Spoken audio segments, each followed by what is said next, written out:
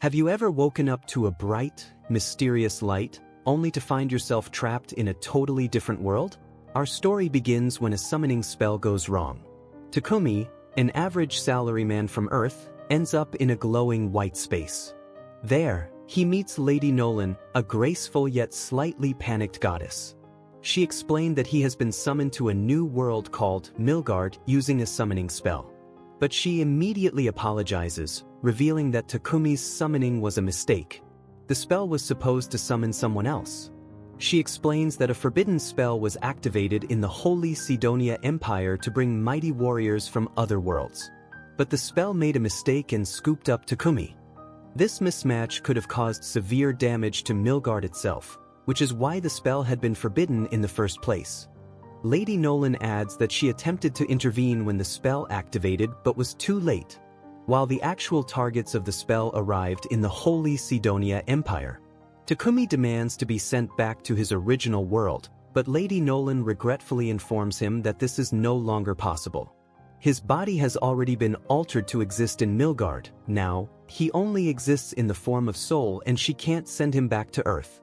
Instead, Lady Nolan offers to help him start over in Milgard, providing her blessing as a form of support. While Takumi is hesitant, Lady Nolan tries to excite him by comparing the situation to games, novels, and anime he might be familiar with. She encourages him to explore the idea of having a fresh start in a fantasy world. Lady Nolan explains to Takumi the various job roles in Milgard, ranging from combat-oriented professions and production-based roles such as blacksmith, alchemist, herbalist, and carpenter. She emphasizes that jobs grow and evolve with skill use, allowing individuals to specialize further.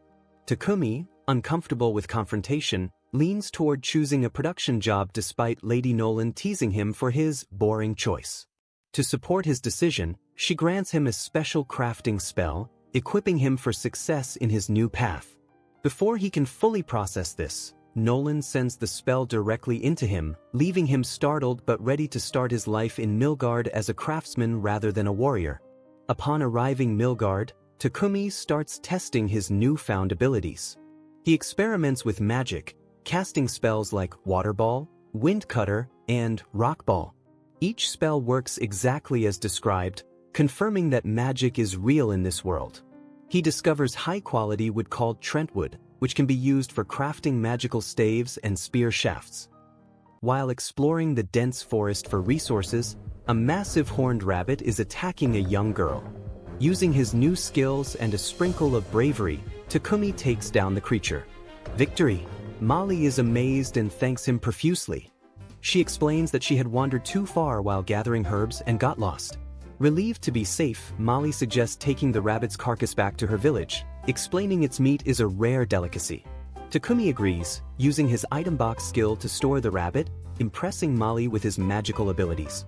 Molly leads Takumi to her home, a quaint place called Board Village. While Takumi adjusts to life in Milgard, the summoned heroes arrive in the Holy Sidonia Empire. In a grand hall, Elizabeth, the first empress, welcomes them, claiming they were summoned to save the world from impending doom. Her vague explanations leave the group uneasy, especially after Akane demands answers. Despite Elizabeth's calm reassurances, the heroes sense something isn't right, setting the stage for a perilous journey filled with doubt and danger. Meanwhile, Takumi reaches the village with Molly, where her parents express their gratitude for saving her. Takumi asks if he can stay in the village for a while, and they gladly accept him. Molly's parents introduce Takumi to the local blacksmith, who tells him about the village's surroundings. The forests are rich with medicinal herbs, and there's also a natural mine nearby, making the village an excellent spot for craftsmen. Takumi is excited to hear this.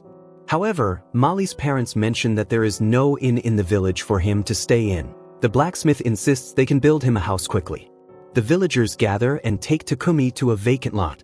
Using his earth magic, he flattens the ground, which consumes most of his mana and gives him a migraine. The villagers are amazed by his magical abilities, as magic users are quite rare. They work together to build him a house, and Takumi, despite his exhaustion, uses his carpentry and blacksmithing skills to create furniture for himself. Once his house is complete, Takumi fiddles with his status window and changes his job from a warrior to an alchemist. With his new role as an alchemist, Takumi focuses on the ores. He has copper, iron, and silver ores, along with magic iron or that can store mana. Takumi begins removing impurities from the ores using magic. He doesn't need a furnace or traditional tools. His magic does the work of refining the metals. However, this process consumes a significant amount of mana. Takumi's excitement keeps him going, but he eventually overuses his mana and collapses from exhaustion. Molly comes to check on him and finds him passed out on the floor. She calls her parents, who scold Takumi for overexerting himself. They give him a mana-restoring potion. The next day, Molly and her mother keep a close eye on him to ensure he doesn't overdo it again. Despite this, Takumi manages to refine more metals over the following days, creating utensils and other tools for himself. His alchemy skills level up, and in his free time, he helps the village blacksmith craft high-quality weapons using magic, which also levels up his blacksmith job class. Takumi approaches Molly's father and asks to borrow some potions so he can try replicating their recipes. Molly's father allows him to take some basic potions and encourages Takumi to sell the potions he creates back to him later. Takumi begins experimenting with potion crafting, combining various ingredients to create unique concoctions. As he works on his magic blue creations, Takumi notices a difference in the potion colors compared to the originals and realizes the mana in the water he conjures is affecting the results. Determined to improve his skills, he decides to gain poison resistance by eating small amounts of poisonous plants and purifying the toxins in his body using magic. This method is risky, leaving him temporarily incapacitated as he recovers from particularly dangerous plants, but it successfully raises his purification magic level. While foraging in the forest, Takumi is suddenly attacked by a giant armored boar. The creature's massive size and strength overwhelm him, and his spear shatters on impact. Dodging its attacks, Takumi tries using magic, but his spells barely leave a scratch on the boar. As he retreats, Takumi spots an injured poisonous spider nearby. Initially, he fears he might have to fight both creatures, but the spider surprises him by leaping onto the boar's face, distracting it. The boar slamming into trees to shake off the spider. Seeing an opportunity, Takumi comes up with a risky plan. As the boar charges at him again, Takumi leaps toward it and uses his alchemy skill to decompose the boar's brain, killing it instantly. Exhausted, he approaches the injured spider and heals its wounds as a gesture of thanks. To his surprise, his system informs him that he has tamed the spider. At first, Takumi is shocked and unsure about keeping a poisonous spider as a pet, but the creature looks at him with pleading eyes. Reluctantly, he accepts it and names the spider Maple, inspired by the design on its back. The name triggers an evolution, and Maple gains the ability to speak. When Takumi returns to the village with Maple, the villagers are terrified. They are even more shocked to learn that Takumi has tamed an insect, as insects are notoriously difficult to tame. Takumi reassures them that Maple is harmless and shifts their focus to the giant boar he brought back. The villagers are amazed by his feat and throw a celebration that night to enjoy the boar's meat. During the feast, Molly's dad hands Takumi valuable materials from the boar, encouraging him to head to the city to sell them for a great profit, noting that someone as talented as him shouldn't remain confined to a small village. Meanwhile, Lady Nolan watches Takumi's growth from above, feeling proud of his progress. Just then, another goddess appears and questions Nolan about Takumi's significance, pointing out that she not only gave him special powers and a new body but also sent him into the world a year before the Sidonia Empire's summoning spell. Few days later, Takumi waking up to find himself wrapped in sticky, silky threads of spider silk. Maple is clearly the culprit. Takumi has been so busy with his projects lately. Realizing his neglecting Maple, Takumi softens and decides to take a break from his work to spend time with her. Maple's excitement is evident as she leaps at the chance to play together. Martha enters, carrying a plate of food for Takumi. She pauses in surprise at the sight of Takumi tangled in webs. Takumi hurriedly explains that Maple wasn't trying to harm him. Martha's attention shifts to the webbing. She informs Takumi that spider silk is a rare and luxurious material, only nobles can afford it. Takumi experiments with Maple's ability to produce different types of silk. Although initially confused, Maple eventually manages to create elastic silk under Takumi's guidance. Maple becomes an instant celebrity among the village women. She enjoys the attention and tells Takumi that she can't play with him today because she is busy. Takumi resolves to use this time to complete other projects before his impending departure from the village. Takumi had just received his new light leather armor from the village blacksmith when Molly's father approached him unexpectedly.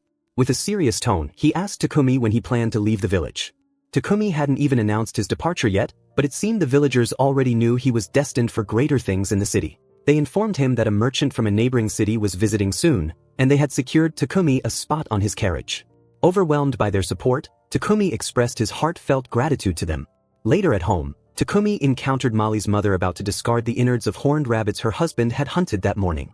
She lamented that although these were the tastiest parts, the village lacked the means to clean and process them properly. Takumi decided to use his rare holy element magic to purify the meat. She advised him to keep this magical ability a secret to avoid drawing dangerous attention. Fueled by a desire to give back to the village that had raised him, Takumi dedicated the next week. He constructed a protective stone wall and installed several hand pumps to ensure a steady water supply. When the merchant finally arrived, the village was better fortified and more self-sufficient, thanks to Takumi's efforts. Panga introduces him to Paypek, a trader who will escort him to Bolton. Before departing, Takumi ensures the villagers have enough potions and supplies. During conversation, Paypek notices a healing potion in Takumi's possession and requests to inspect it. Intrigued by its clarity and effectiveness, Paypek secretly marvels at its exceptional quality and considers the profit potential. Meanwhile, Martha presents him with a specially crafted outfit made from maple silk. Touched by their generosity, Takumi expresses his heartfelt gratitude, drawing cheers from the villagers who liken him to a superhero. Takumi waves goodbye, vowing to return someday. Although Maple sleeps through the farewell, the journey to Bolton introduces Takumi to Lion Fong, a rank C adventuring party hired as bodyguards. The group's lively banter keeps the mood light, but the journey takes an unexpected turn when they encounter goblins. Lion Fong swiftly deals with the threat, showcasing their combat prowess while Takumi observes from the safety of the carriage.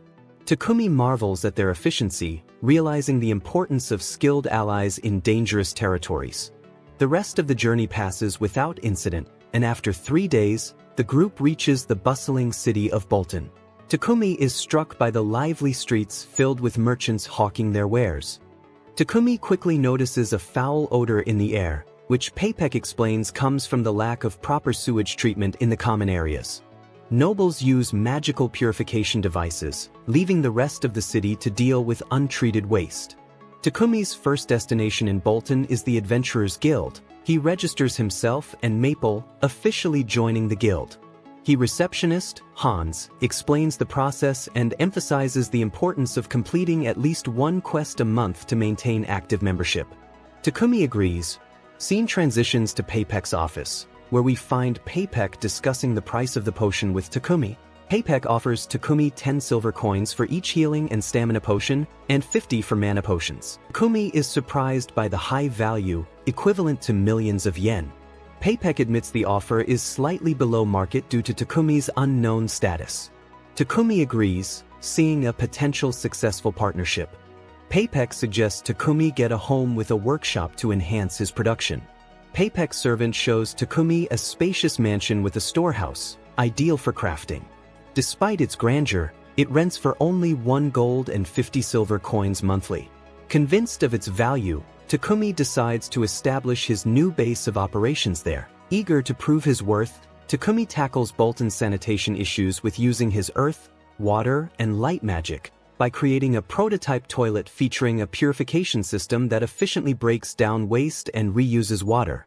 Impressed, Paypek sees its potential and orders 100 units to enhance city living.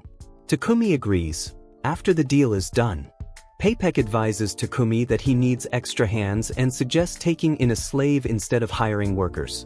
Takumi is taken aback by this, but Paypek explains that possessing holy magic makes him a target. The church scoops up such magic users to exploit their abilities for profit. Keeping Takumi's powers hidden is crucial. Although Takumi understands the danger, he is reluctant to hire a slave, as he wants to maintain his ethical standards. However, Paypek convinces him that it's a practical solution, and reluctantly, Takumi agrees to visit a reputable slave trader. While Paypek handles the arrangements inside, Takumi decides to explore the serene garden nearby. As he wanders, he locks eyes with a striking elf girl. Her cold demeanor surprises him when she abruptly tells him to go home. Confused, Takumi tries to understand, but she insists that this place is no environment for someone so innocent, urging him to return to safer grounds.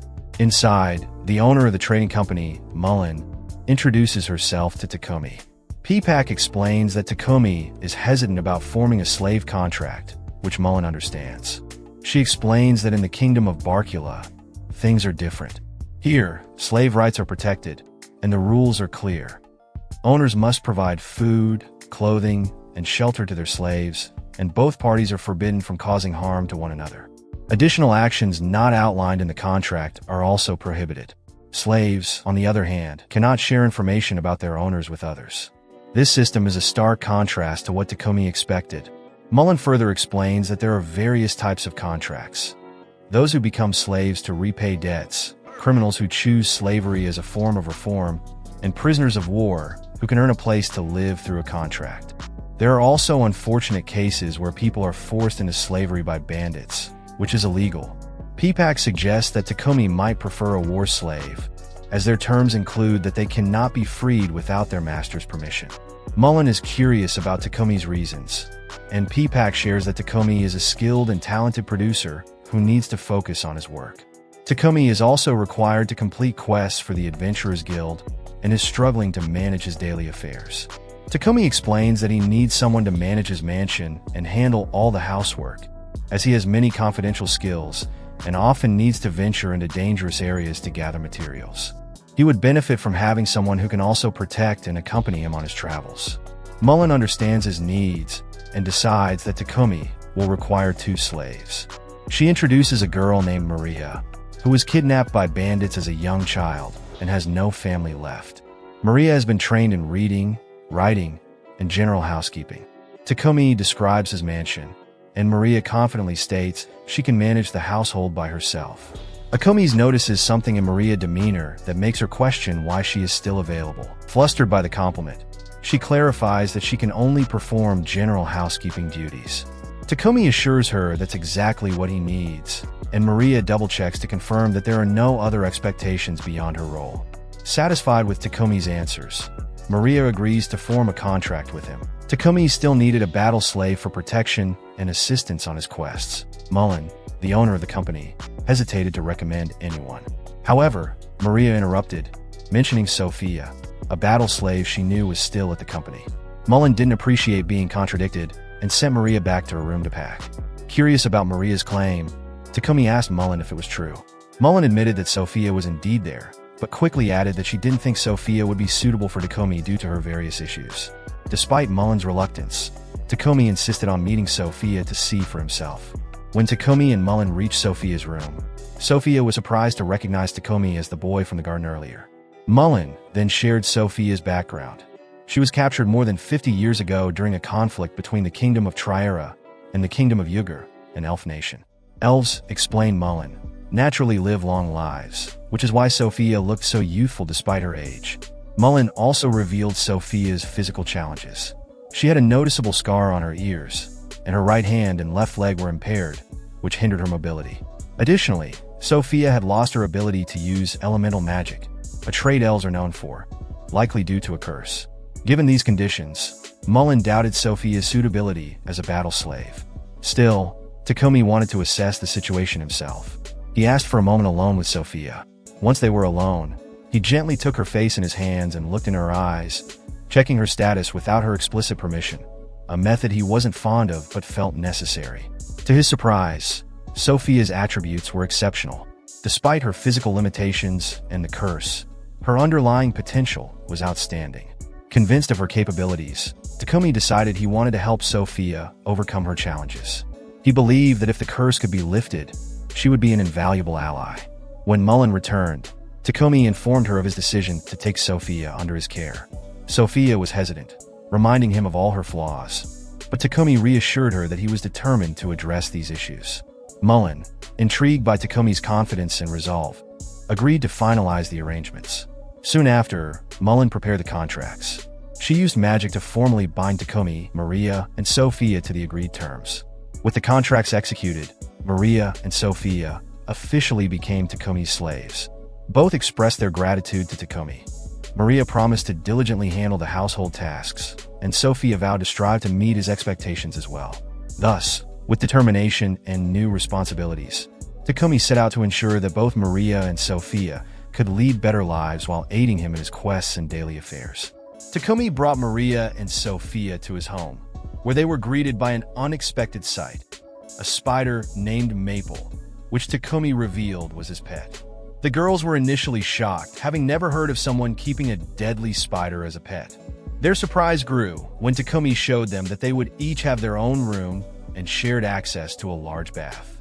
He explained that a magical device kept the water perpetually clean, so it didn't matter who bathed first. When both the girls were taking bath, Maria expressed her surprise that Mullen had agreed to release Sophia. Normally, Mullen had declined all offers for Sophia, wanting to keep her, but she had made an exception for Takumi. Maria was thrilled for both herself and Sophia, though Sophia harbored concerns. She had noticed that many details, like Takumi's birthplace and lineage, were missing from the contract, hinting that he might be hiding his true identity, which made her uneasy. Later that day, Maria was upset to find Takumi cooking dinner, feeling she should be performing all household duties. Takumi apologized, explaining he only wanted to help since it was her first day. He promised she could take over the chores the next day. Sophia mentioned it was typically considered rude for slaves to eat with their master, but Takumi dismissed the formality, inviting them to join him for meals and insisting they not call him master. Meanwhile, Paypack at the trading company handed over some items Takumi had ordered, which were wrapped carefully due to their delicate nature. On his way home, Takumi noticed a church he hadn't seen before and went inside, finding a statue of the goddess Nolan, who had brought him to this world. Curious about why Nolan had badmouthed Sidonia when she first summoned him, Nolan appeared to explain herself. Nolan clarified that there are two religions in this world: the Church of Creation, which has always worshipped her, and the Church of Divine Light, a later creation promoting a god that Nolan claims doesn't exist. She detailed how the Holy Empire of Sidonia used force to spread the influence of the Church of Divine Light, opposing the Church of Creation. Nolan, disinterested in human conflicts, had allowed Sidonia to use their otherworld as summoning spell, which accidentally brought Takumi to this world.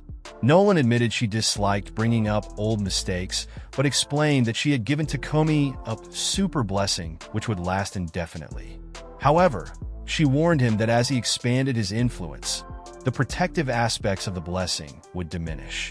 The initial help that made his life easier, meeting friendly people and visiting safe places, would fade, and he'd start facing more challenges and encountering people with malicious intent. Realizing his journey was about to get tougher, Takumi accepted Nolan's warning with resolve. He knew that from now on, things wouldn't be as easy, but he felt prepared to face whatever came his way. 1 year into the future in the Holy Empire of Sidonia, the king learns that the 3 heroes they summoned are training hard. It was a big effort to summon them, so they need to be very strong. At first, the heroes were unsure, but Elizabeth convinced them to train. Outside, we see the summoned heroes practicing. Akira and Yamato are sparring with some trainers, but the trainers aren't impressed. This makes Yamato remember his past in the old world where he was expected to win a karate tournament but lost to a newcomer. Fueled by this memory, Yamato trains even harder. Akane doesn't like fighting, but Elizabeth explains that she needs to train to gain the strength to save this world. Akira promises to protect Akane no matter what. Elizabeth is happy to see such a committed hero, but Akane senses that Elizabeth might be dangerous. Back to present, Takumi arrived home. He hurriedly stashed a mysteriously wrapped package into his item box, raising Sophia's suspicions. Takumi announced he would be locking himself in his workshop for a few hours. This did little to calm Sophia's growing concern, especially after glimpsing the magical wrapping on the package. Curiosity overwhelmed Sophia, and she stealthily approached Takumi's workshop to discover what he was doing. From outside, she heard him talking excitedly to himself, which sounded alarming to her. Peeking inside, she was horrified to see Takumi accidentally cut himself, though he quickly healed the wound with a magical cure. The strange scene confirmed her fears that something unusual was going on. Sophia burst into the workshop. She demanded to know Takumi's plans for Maria, threatening retaliation if he harmed her. Confused by her accusations, Takumi checked Sophia's condition with his abilities and discovered she was suffering from extreme exhaustion and a cursed hand injury. Opting to address her hand first, Takumi struggled to heal the light wound due to the curse, but managed to alleviate it and even gain a level in his healing skills. As he worked, Maria explained to Takumi that Sophia's long-standing exhaustion worsened with physical activity, likely due to the curse. Encouraged, Takumi used a combination of his dispel and extra heal skills, successfully curing not only her hand, but also her previously severed ear. Awakening refreshed and alarmed, Sophia urged Maria to flee from their supposedly psychotic master. However, Maria reassured her, showing Sophia her now-healed ear and revealing that Takumi had completely cured her. Sophia's fear turned to astonishment as she felt her magic powers returning. Sophia sought Takumi to understand his earlier actions. He explained that his odd behavior in the workshop was part of an effort to level up his healing abilities, including the self-inflicted wounds healed with a potion made from a toxic herb provided by Paypek, were all to increase his skill level sufficiently to break her curse.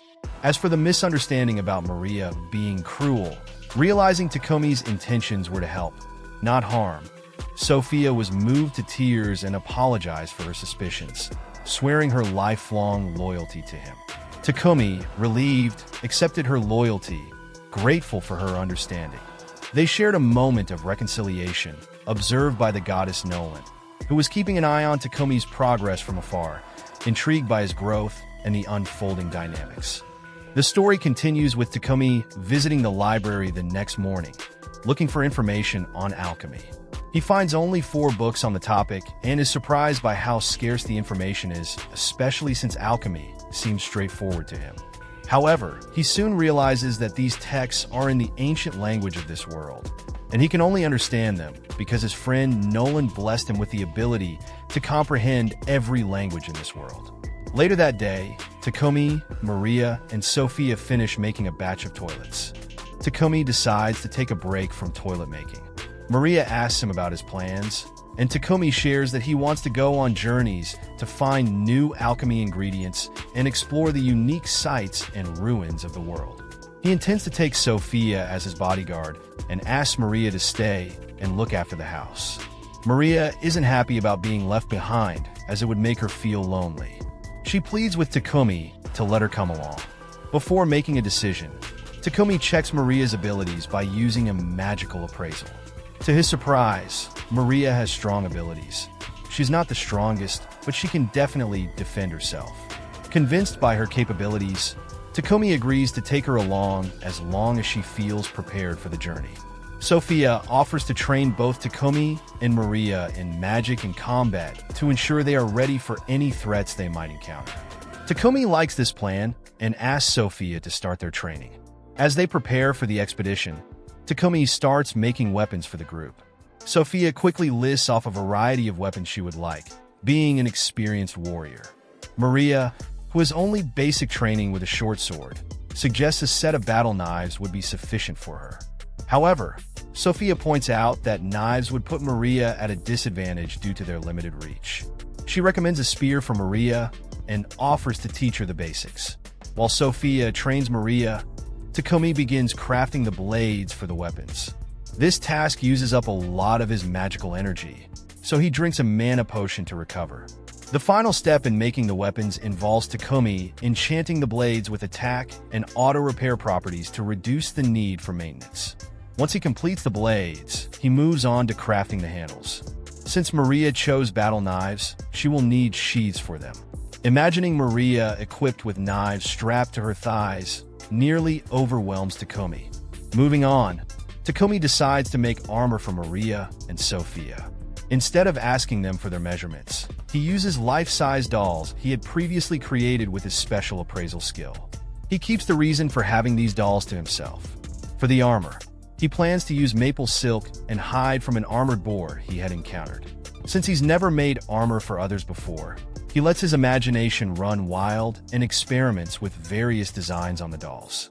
After several days of work and redesigns, Takumi presents the finished armor to Maria and Sophia. Both are impressed with how well it fits, almost as if it was tailored for them, despite Takumi never taking their actual measurements. Before they can question this too deeply, Takumi quickly changes the subject and asks what they think of the weapons he made. Sophia tries out the sword Takumi crafted, finding it perfect. Maria tests her battle knives and is equally pleased. Takumi then gives them magical rings to aid in their magic casting. Although Sophia and Maria feel guilty about how much work Takumi put into these, he reassures them that crafting the items helped him advance his ice and lightning magic skills, making the effort worthwhile. With the new equipment tested, the trio heads to the guild so Maria and Sophia can register as adventurers. It's their first time at the guild, and they are assigned the lowest rank, H. The receptionist reminds Takumi that he needs to complete at least one quest to maintain his adventurer status. Takumi checks the notice board, hoping to find an easy H or G rank quest, but Sophia suggests choosing a higher difficulty quest to increase his rank faster. While at the guild, a couple of higher-ranked adventurers overhear that Takumi is only H rank and decide to intimidate him, hoping to scare him away and harass Sophia and Maria. They taunt Takumi, saying he couldn't handle them and that they wouldn't mind beating him up just for fun. Maria is ready to confront them, but Takumi stops her, insisting on handling it himself. Although he's scared, he can't let his friends be disrespected. One of the bullies, a D-rank adventurer with a pot belly, tries to punch Takumi with full force. And surprisingly, it's the bully who ends up getting hurt. Suddenly, the guild master, Barak, arrives demanding to know what happened, as fighting is not allowed in the guild. At first, he suspects Takumi might be the instigator since he is unharmed while the other has a broken arm. However, Maria steps in and explains that Takumi did nothing wrong. The receptionist also supports their story, clarifying that Takumi merely took a punch to the face and defended himself without retaliating. This clears up the misunderstanding. After the incident at the guild master wants to understand how Takumi defended himself without getting hurt. Although Takumi is hesitant to share his skills, the guild master assures him that the information will remain confidential. Takumi then explains that he used his item box to pull out some charcoal, which he quickly transformed in a diamond to protect his upper body, explaining how he was able to break the other guy's fist. Impressed by Takumi's abilities, the guild master suggests promoting him to D rank immediately, but Takumi feels that he should earn his promotion by completing some challenging quests. With agreement from Sophia and Maria, they decide to take on a quest that involves exterminating goblins and collecting certain herbs in the forest. In the forest, Maple acts as their scout and spots 4 goblins. Sophia quickly takes out the first 2 with swift moves, while the remaining goblins are trapped by Maple's web and then taken down by Maria and Takumi.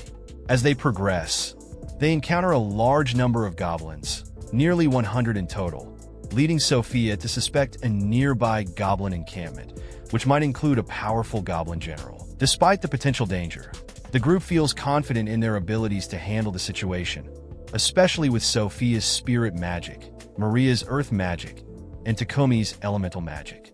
However, just as they prepare for more battles, Maple announces she's about to evolve and can no longer participate in the fight. Takumi allows her to rest in a pocket dimension he creates, surprising everyone with his skill. With Maple out of the fight, the trio is left with less support than expected, but they continue on to the goblin camp. Sophia confirms there are about 400 goblins, but no humans, which gives them the freedom to use powerful magic without restraint. Together, they unleash their strongest spells, devastating the camp and eliminating almost all the goblins, leaving only the goblin general and a few knights. Sophia handles the knights, leaving Takumi to confront the goblin general. Instead of engaging in close combat, Takumi opts to use his magic to set the general on fire, quickly ending the fight. After confirming all the goblins are defeated, they collect magic stones and return to the guild, exhausted but successful. Back at the guild, Han, who can hardly believe their efficiency, invites them to the meeting room as the guild master wants to see them again, likely impressed with their performance. After the battle at the goblin camp, the guild master, Barak, is both impressed and upset with Takumi for taking such a risky action with just one party. Before he can scold Takumi, Maple emerges from the pocket dimension, having evolved into an arachne, which surprises and excites everyone. Seeing the unique capabilities of Takumi's party, Barak decides to overlook the reckless behavior. Back at home, Maria tells Takumi she needs some cloth to make underwear for herself and Sophia. Takumi, however, suggests he could design the underwear himself, as he has a better idea for it. Just then, Maple interrupts to inform Takumi that Peck has arrived to see him.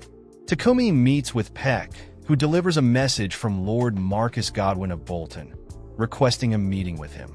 Although Takumi is hesitant, he can't refuse and goes to meet Lord Godwin.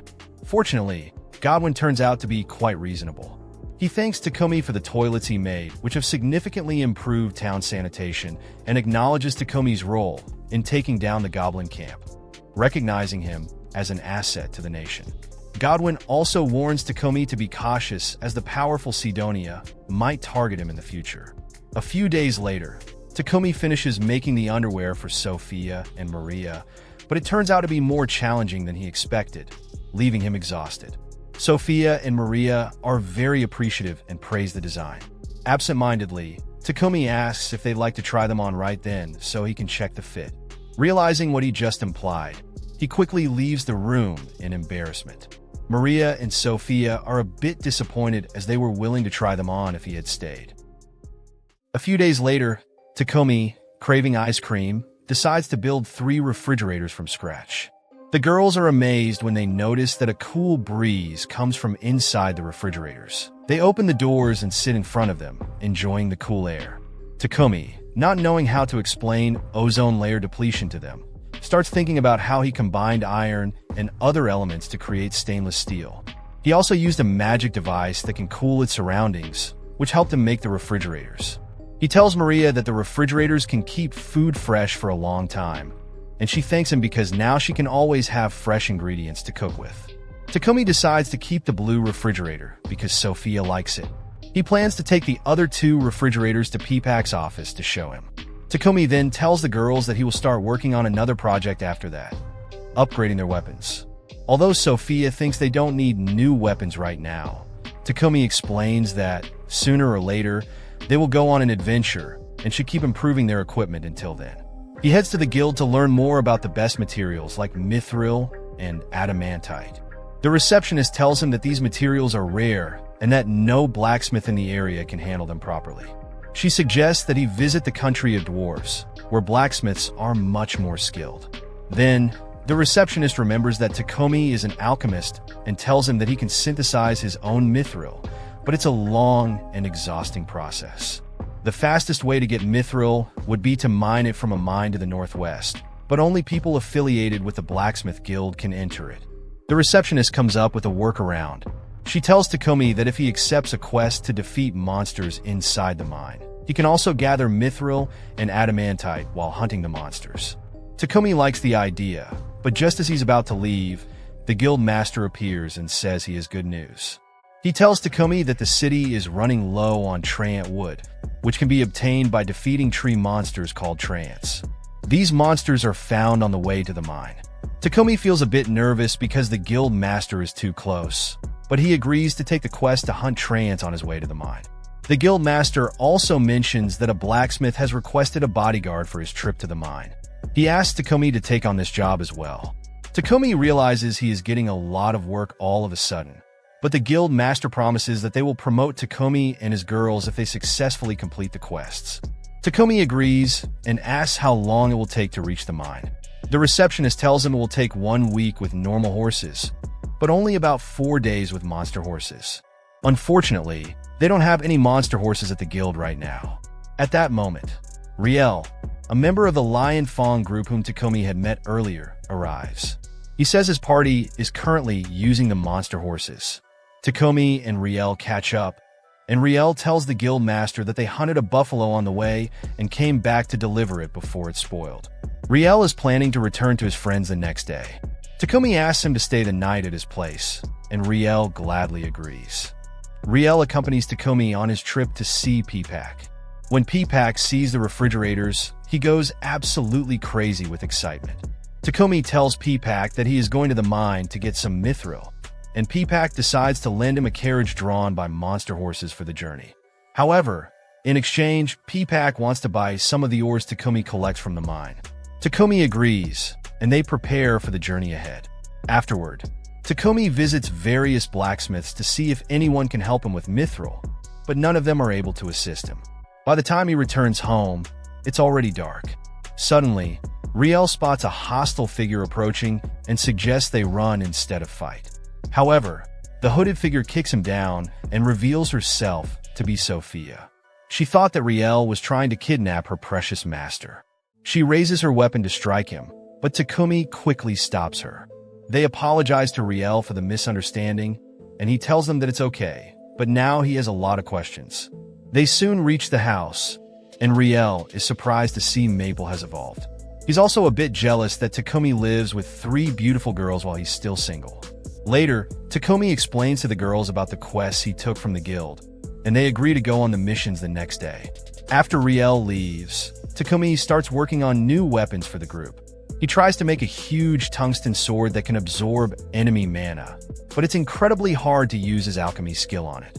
He manages to turn it into a block of tungsten, then forges 2 swords from it. However, this process drains all his mana. 3 days later, Takumi and his party set out on their journey with the blacksmith to Gambo. When they reach the forest where the Trants are found, they park the carriage at a safe distance and cast a barrier spell around it. They head off to hunt the tree monsters. Takumi doesn't know what Trants look like, but Sophia, who has experience with them, can spot them. She points out the trees that are actually disguised Trants, and they decide to attack the first one they find. The tree monster tries to fight back, but they easily block its attacks and take it down. Suddenly, a huge horde of Trants surrounds them. Sophia suggests using magic to deal with them quickly. They use wind magic to attack the Trants, while Maria buries them in the ground using earth magic. Takumi also fights using his new weapons, leveling up his combat skills in the process. Just as they think they've defeated all the Trants, their boss appears. Sophia uses magic to cut off its branches, and Maria and Maple support her. However, the boss Trant regenerates its branches quickly and continues attacking them. Sophia tells Takumi to enchant his sword with fire magic and attack the Trant's main body. Takumi immediately does as she says, covering his sword in fire and stabbing the monster, which finally kills it. The Trant drops 2 fruits upon death, and Sophia identifies them as miracle apples, a rare item. The next day, they arrive at the mining city of Horus, and the blacksmith gives them their next quest, to defeat iron moles that eat ores from the mine. They head into the mine, and thanks to Takumi's maxed out luck, he quickly finds both mithril and adamantite ores. Suddenly, the ground starts shaking, and Maple senses that monsters are approaching. Everyone gets ready to fight, but Takumi has an idea to finish things quickly.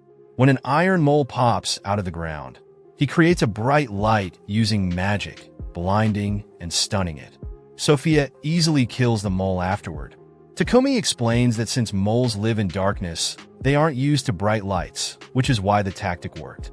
The girls are a little disappointed that the fight ended so quickly, especially Maria, who wanted to show off her skills. Still, they managed to mine a lot of ores without any further interruptions, and soon return to their home city. Takumi goes to Gambo's workshop to learn how to handle mithril and adamantite. For the next few days, he works as though he's preparing for the final round of Forged in Fire. Eventually, he manages to combine various materials with the ores to create mithril alloys with different elemental attributes. He uses these alloys to modify their armors, making them lighter, more durable, and improving their attack power. Takumi proudly tells the girls that their new armor will boost their magic attacks. His own armor will allow him to run at incredible speeds, like the Flash. He decides to demonstrate, but when he tries to run, he can't control his speed and ends up embarrassing himself by crashing into the wall. He quickly tells the girls to forget what they saw and moves on to the next part. He presents the new weapons he's made, a wind spear for Sophia and a fire spear for Maria. Both girls are thrilled with their new weapons.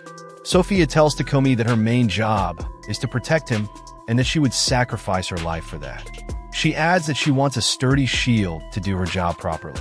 Takumi agrees to make her one, but asks her to value her life more. He works hard and eventually completes the shield, but it takes a toll on him, leaving him exhausted. Sophia, seeing how much pressure Takumi is under, wishes that he could get an assistant to help with the technical work so that he could be more relaxed. Nolan has been watching Takumi's progress and is happy with how far he's come, knowing he'll need all his strength for future battles in a year when other heroes are summoned.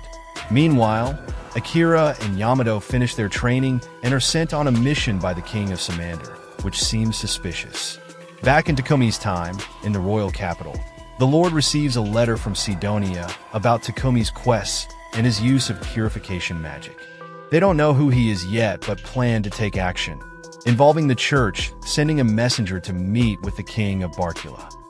That's it for today. See you soon. Hope you like this. Please don't forget to hit the subscribe button. The story continues as the Church of Divine Light sends a messenger to the king of Barkula after learning about the special toilets that use purification magic in his kingdom. The church, feeling threatened, asks the Pope in Sidonia to intervene. As a result, the Pope declares that purification magic is a gift from their god and that only they should be allowed to use it. They demand the king hand over the patents for the purification magic and reveal who created the devices. The king, however, is not intimidated by the church's demands. He listens to them, but ultimately decides to ignore their requests. The church's messenger is stunned by the king's defiance and threatens to send all the priests back to Onia. But the king remains firm, even encouraging the messenger to go ahead with the threat. Takumi, hearing about the king's decision, feels relieved that the king didn't betray him.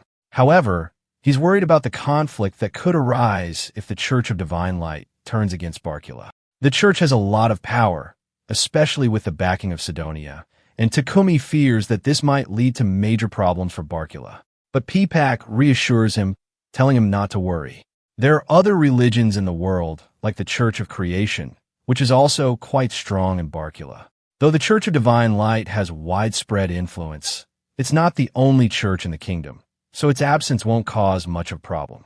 What's more, the Church of Creation provides recovery magic for free, unlike the Church of Divine Light, which charges high fees for its holy magic. P-Pack believes the Church of Divine Light will eventually lose its influence in Barkula, and Takumi won't have to deal with them much longer. The reason P-Pack has come to see Takumi is that he had previously presented Takumi's toilet and refrigerator inventions to the king.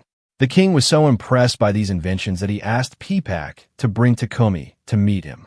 Takumi is nervous about meeting such an important person, but P-Pack assures him that the king isn't forcing him to come. Takumi has the option to refuse.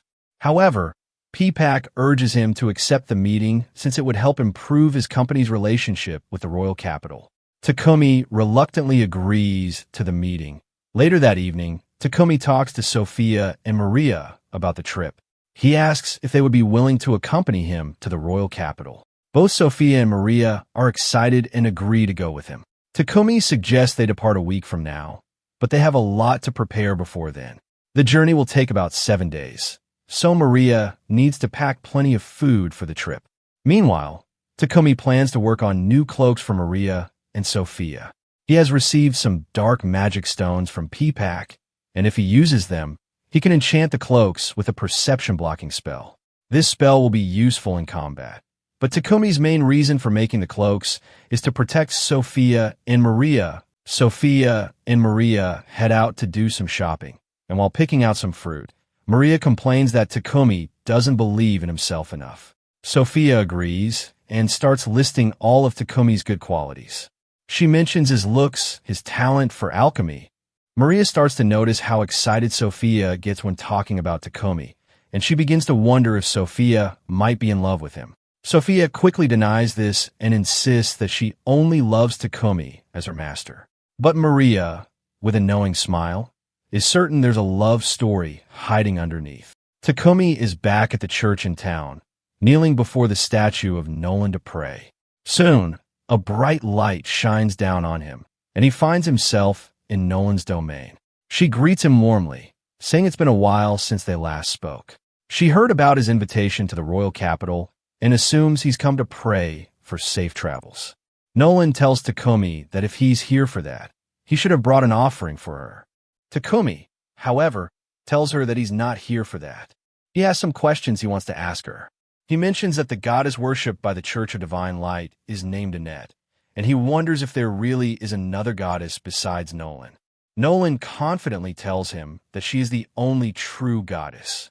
When Takumi presses further, asking about Annette, Nolan doesn't want to reveal too much. She tells him that he will find out about Annette when the time comes. Next, Takumi asks Nolan if she knows what has happened to the other heroes who were summoned along with him. It's been 10 months since Takumi arrived, and he hasn't heard anyone talk about the heroes. Nolan admits that when she summoned Takumi, she messed with time a little.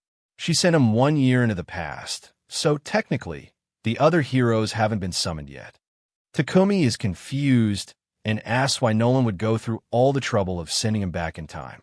However, Nolan just says that she won't answer that question. She tells Takumi that his time is up. She also asks him to bring her sweets as an offering when he visits her next. Takumi tries to ask more questions, but before he can, Nolan lightly taps him on the head, knocking him back down to the mortal world. Takumi wakes up on the floor of the church. He decides to head home and finish making the new cloaks he planned. When he gives them the cloaks, both of them love the designs, which makes Takumi happy. But there's something else he wants to work on before their trip. He takes Maria and Sophia to his workshop and shows them his idea to make a carriage for himself. Since they've been traveling a lot, Takumi thinks it would be more efficient to have their own comfortable carriage instead of borrowing one every time. However, there's one problem. He doesn't have a horse. He plans to borrow one from the guild, but Maria tells him they don't need to do that. Maria is excited and says that they can just go to the Forest of Death outside Bolton, which has many monsters. If they search long enough, they might find a unicorn or a drake horse. These types of horses would be much faster than regular monster horses. They headed to the forest. Takumi asks Sophia if drake horses are really that much faster than the regular monster horses they get from the guild. Sophia confirms that they are indeed much faster. As they head into the forest, Maple calls out to them, urging them to hurry up so they can find a horse already.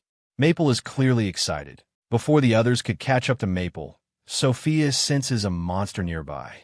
Suddenly, a bush wolf jumps out of the bushes, but instead of attacking, it runs past them. Takumi proudly points out that the wolf didn't see them because of their anti-perception cloaks.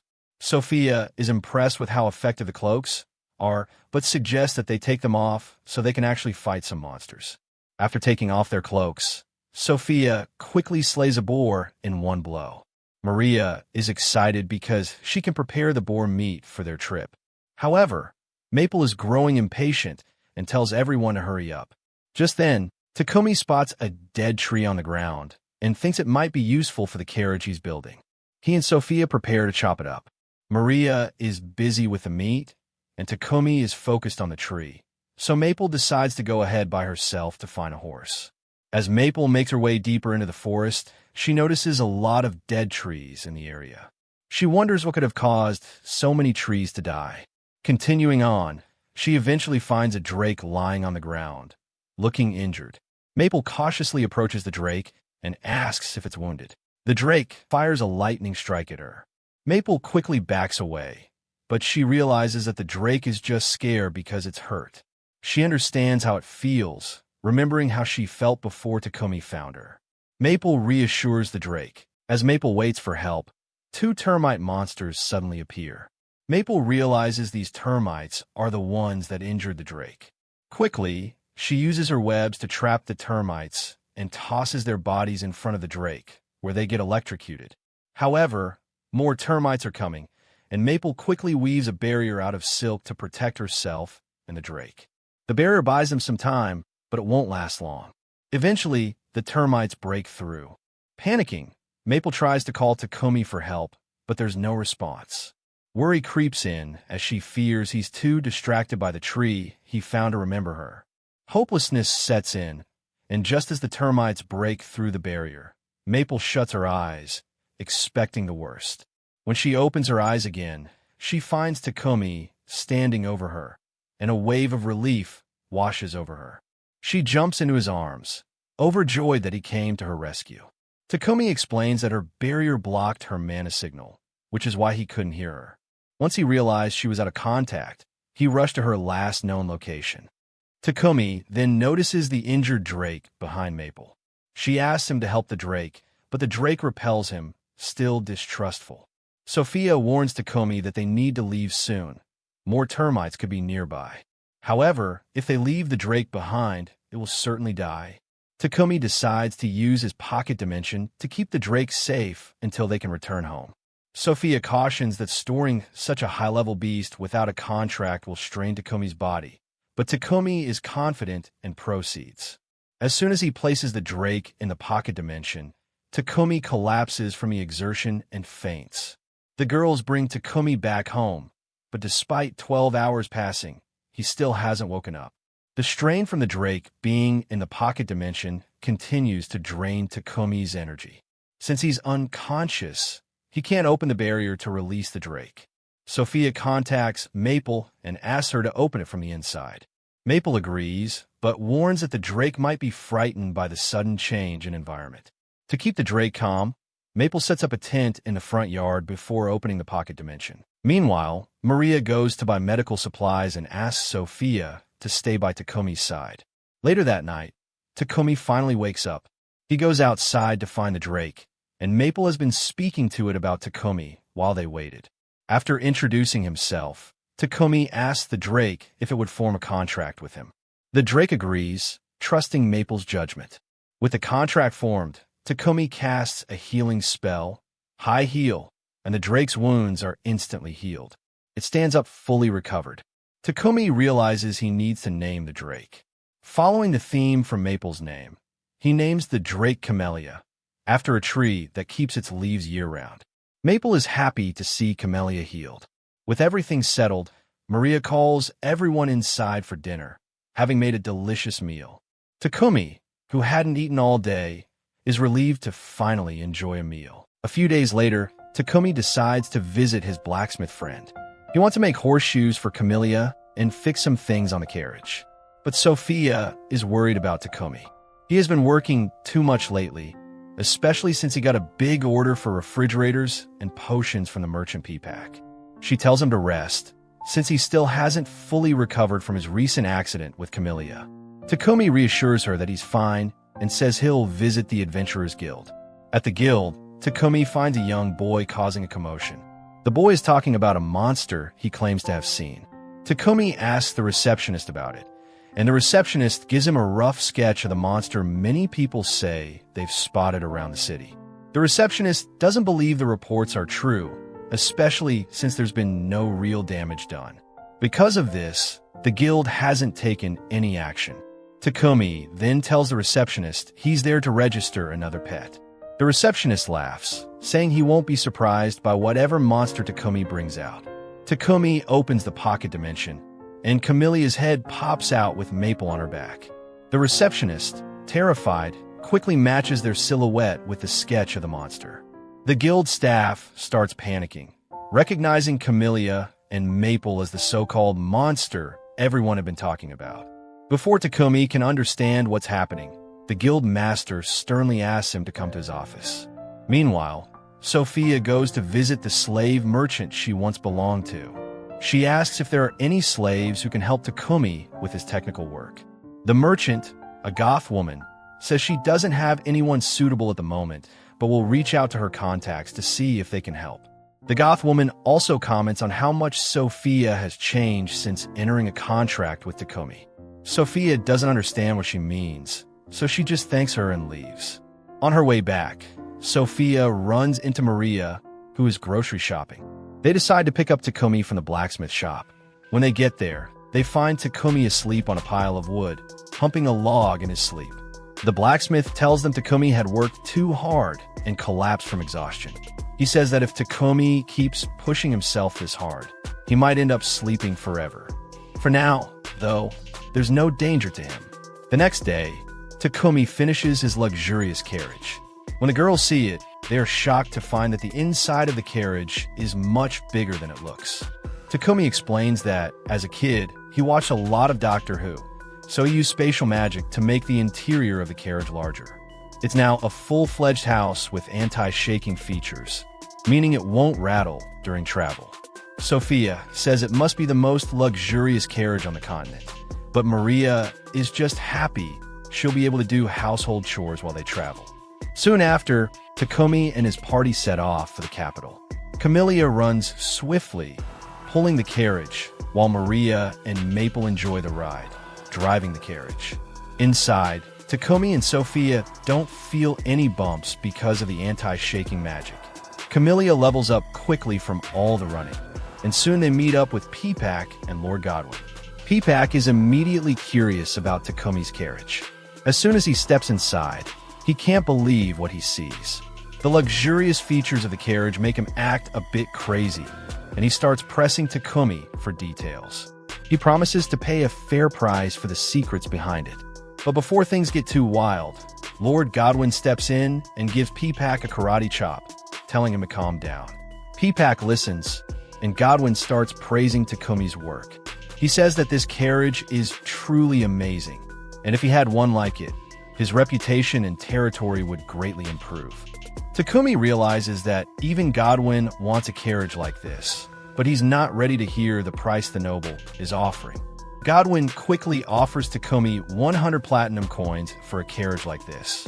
Takumi is shocked because that amount is enough to make him a billionaire in Japan.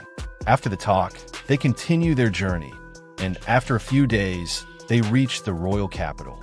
Once they arrive at their lodging, Peepak tells Takumi that he should present his carriage to the king to show off his talent. He believes that if the king sees the exceptional carriage, he'll value Takumi highly and reward him. Since their meeting with the king is in 5 days, Peepak thinks it will be hard to create another carriage by then. He suggests that Takumi starts working on it as soon as he gets back, but Takumi says he can finish it in 5 days, which will be easier for everyone. However, he'll need the materials and a place to work. Peepak is happy to arrange that for him.